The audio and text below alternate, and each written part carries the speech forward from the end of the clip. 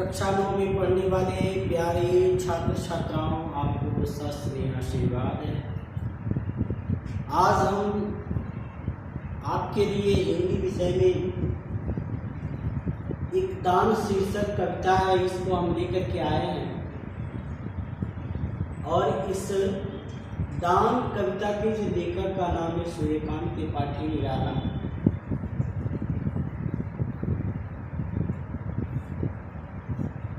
इन्हें केवल निराला के नाम से भी जाना जाता है। ये छायावाद के 4 स्तंभों में से एक है। 4 स्तंभ कौन कौन से हैं? प्रसाद, पंत, निराला और महादेवी वर्मा। ये 4 स्तंभ के रूप में प्रसिद्ध हैं। तो उसमें से सूर्यकांत त्रिपाठी निराला के बारे में हम लोग आज यहाँ देखेंगे।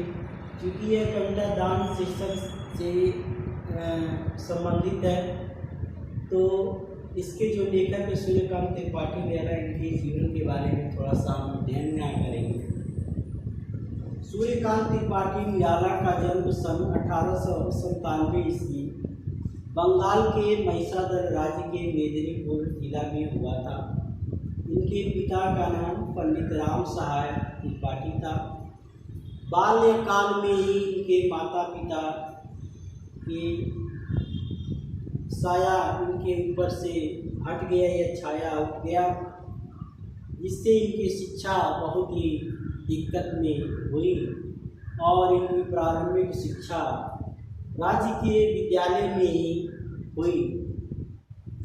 बाद में इनकी शिक्षा और भी चलती रही, लेकिन इनको जो शौक था सबसे ज़्यादा कुश्ती का और घुड़सवारी का, इसकी वजह से पढ़ाई इनका पूरा नहीं हो सका था। परिवार के भरण पोषण के लिए उन्होंने राज्य में ही नौकरी करने शुरू कर दिए और स्थिति थोड़ी सी अच्छी हुई तो इनकी शादी मनोहरा देवी के साथ हुई, जिनसे एक पुत्र और एक पुत्री, 2 संतान की प्राप्ति हुई। लेकिन केवल 2 ही, एक पुत्र और एक पुत्री के बाद से इनकी मृत्यु हो गई, जिससे इनके जीवन में बहुत बड़ा दुखों का पहाड़ आ गया। धीरे धीरे ये उदास रहने लगे, लेकिन परिवार की स्थिति धीरे धीरे कमजोर भी होती चली जा रही थी। तो इनका संपर्क जो हुआ महावीर प्रसाद द्विवेदी से हुआ, और महावीर प्रसाद द्विवेदी की प्रेरणा से उनके संपर्क में आकर के मतवाला तथा समन्वय नामक ये संपादन पत्रिका का संपादन का कार्य करना शुरू कर दिया। 3 वर्ष बाद ये लखनऊ आ गए और लखनऊ से गंगा पुस्तक माला का संपादन करना शुरू कर दिए, और उसके बाद से सुधा पत्रिका का भी उन्होंने संपादन किया।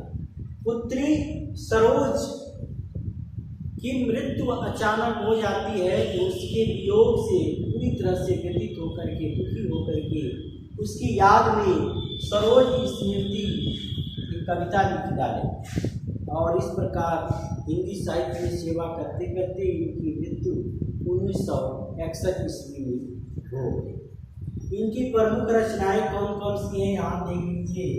राम की शक्ति पूजा, परिमल, गीतिका, तुलसीदास, अनामिका, सरोज स्मृति, कथा साहित्य, अपरा, अलका, प्रभावती, चमेली, तुलसीदास, अणिमा, अर्चना आदि इनकी प्रमुख रचनाएं हैं। और भी रचनाएं हैं, आप अपनी किताब से देख सकते हैं। इनकी जो भाषा है परिमार्जित खड़ी बोली है। तत्सम शब्दावली का प्रयोग हुआ है, विदेशी भाषाओं का भी, विदेशी शब्दों का भी इन्होंने प्रयोग किया है। शैली सरल सुबोध शैली है, सहजता है, ये सब इनकी भाषा की विशेषताएं हैं। तो अक्सर इनके जीवन परिचय को पूछा जाता है। इनके जीवन परिचय आप लोग यहाँ से देख लेंगे और अपनी किताब से एक बार पढ़ करके नोट्स बना लीजिएगा। तो चलिए हम शुरू करते हैं। दान। अच्छा, दान होता क्या है? दान होता यह है कि दूसरे के कल्याण के लिए, दूसरे की भलाई के लिए कुछ दूसरे को दे देना ही दान है। दान ऐसे व्यक्ति को देना चाहिए जो उसकी आवश्यकता को समझता हो। ऐसा नहीं है कि भर पेट भोजन करने वाले को आप दान देंगे तो खुश होगा, बिल्कुल खुश नहीं होगा। लेकिन जब किसी को भूख लगी है तो उससे जब आवाज़ होगा कि हमें भूख चाहिए, मेरे पास कपड़े नहीं है, मेरे पास रहने के मकान नहीं है, मेरे पास भोजन करने के लिए अन्न नहीं है, तो खोजता है कि मुझे कहाँ से कपड़े मिल जाए, कहाँ से अन्न मिल जाए, कहाँ से रहने का आवास मिल जाए। तो दान ऐसे व्यक्ति को देना चाहिए जो उसके लायक। तो चलिए हम शुरू करते हैं पद्यांश। एक पद्यांश को आज बता देते हैं, दूसरे वाले वीडियो में 3-4 को लेकर के आ जाए, 2-3-4 को ले जाए। निकला पहिला अरविंद आज देखता अनित्य रहस्य साज, सौरभ वसना समीर बहती कानों में प्राणों की कहती, गोमती छीण कटी नटी नवल नृत्य पर मधुर आवेश चपल। यहाँ इसको देखते हैं, निकला पहिला अरविंद आज। इस पद्यांश में निराला जी ने पौष मास की प्रातः कालीन प्राकृतिक सुंदरता का चित्रण किया है। कवि को प्रकृति की यह सुंदरता रहस्य से परिपूर्ण लगती है, इसलिए यहाँ पर कवि ने इसका वर्णन किया है। निकला पहिला अरविंद आज। निराला जी कहते हैं कि प्रकृति के रहस्यमय और सुंदर श्रृंगार को देखने के लिए पहला कमल उपवन में आज खिल गया है। देखते अनित्य रहस्य साज, अनित्य का मतलब होता है सुंदर। यह रहस्यमय सुंदर दृश्य आज सजा करके निकला हुआ है। सौरभ वसना समीर बहती, सौरभ वसना सुगंधित वस्त्र धारण किए हुए हवा बहती है, कानों में प्राणों की कहती, और ऐसा लगता है कि हमारे कानों में आकर के कुछ बात को कहती है। ठीक है। गोमती छीण कटी नटी नवल, गोमती वहाँ क्या है, गोमती नदी के किनारे की बात यहाँ पर प्रफुल्लित करने वाले दृश्य जो सामने आते हैं, यहाँ पर बताया है कि उसी के पास में एक गोमती नदी, कहीं कहीं पर पानी कम है, ऐसा कहीं कहीं पाते हुए नजर आ रही है। उसे देखकर ऐसा प्रतीत होता है कि मानो पतली कमर वाली नौ यौवन नृत्य पर मधुर आवेश चपल, नौ यौवन वाली नौ यौवन से भरी कोई नर्तकी चंचलता एवं उत्साह के साथ नृत्य कर रही है, ऐसा दृश्य उस गोमती नदी का दिखा है। एक तो कमल खिला हुआ है, दूसरे बगल में गोमती नदी बह रही है। तो गोमती नदी के बहने का एक युवती, नौ युवती नृत्य करने वाली, पतली कमर वाली, नौ यौवन से भरपूर नर्तकी के नृत्य करने से तुलना किया गया। ठीक है। दूसरा देख लीजिए, मैं प्रातः पर्यटनार्थ चला लौटा, आप पुल पर खड़ा हुआ, सोचा विश्व का नियम निश्चल, जो जैसा उसको वैसा फल देती या प्रकृति स्वयं सदया, सोचने को न रहा कुछ नया, सौंदर्य गीत बहुवर्ण गंध, भाषा भावों के छंद बंद, और भी उच्चतर जो विलास प्राकृतिक दान, वे सब प्रयास या अनायास आते हैं, सब में है श्रेष्ठ धन्य मानव। यहाँ तक देख लीजिए, इसके बाद से देखिएगा। इस पद्यांश में कवि ने प्रातः कालीन भ्रमण करते हुए प्रकृति के विविध साधनों को देखा और तुलनात्मक रूप से मनुष्य को ईश्वर की सर्वश्रेष्ठ रचना बताया है।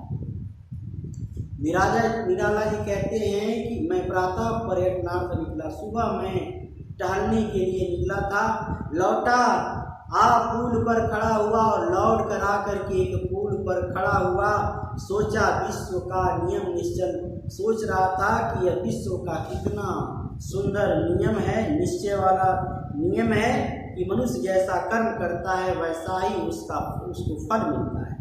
देती यह प्रकृति स्वयं सदया, और जैसे वो कर्म करता है प्रकृति उसको वैसा फल सदया स्वतः ही वो उसे फल दे देती है। सोचने को न रहा कुछ नया, सोचने को कुछ नया नहीं था, क्योंकि इतना पीढ़ी में अटका हुआ था, जो जैसा कर्म करता है वैसा उसको फल मिल ही जाता है। सौंदर्य गीत बहुवर्ण गंध, और देखिए इस संसार में अनेक सुंदर चीजें हैं जो एक से बढ़कर एक है। प्रकृति ने मानव को सुंदर गीत, सुंदर शब्द, सुंदर विचार, सुंदर भाव, सुंदर छंद आदि मन को मोहने वाले उपहार दिए। प्रकृति और भी उच्चतर जो विलास, इससे भी ज़्यादा विलासपूर्ण जीवन व्यतीत करने के लिए बहुत सारे उपहार को दिया है। और भी उच्चतर जो विलास प्रकृति दान में स्वप्रयास, प्रकृति ने उसे स्वतः ही उसे दान के रूप में दे दिया है। यह सब प्रकृति के दान के फलस्वरूप ही हमें प्राप्त हुए हैं। यह अनायास आते हैं, सब में है सृष्ट धन्य मानव, और यह अनायास ही सबको मिल जाते हैं कि सभी दानों में मनुष्य का जो दान प्रकृति ने दिया है सबसे श्रेष्ठ मानव के रूप में हमें दान दिया है। अर्थात सर्वश्रेष्ठ उपहार हो, कवि ने मनुष्य को ईश्वर की सर्वश्रेष्ठ रचना माना है। ठीक है ना। भाषा संस्कृत निष्ठ कड़ी बोली है, शैली वर्णात्मक है, प्रसाद गुण है, शांत रस है, चौपाई प्रत्येक चरण में 16 मात्राओं का संयोग हुआ है, इसलिए मात्रिक छंद है, अविदा शब्द शक्ति है। इस प्रकार से इसका अर्थ आप लोग लिखेंगे, व्याख्या लिखेंगे और बढ़िया से जीवन बच्चे सूर्यकांति पाठ में ज़्यादा तैयार करेंगे। धन्यवाद। कल हम पुस्तक वीडियो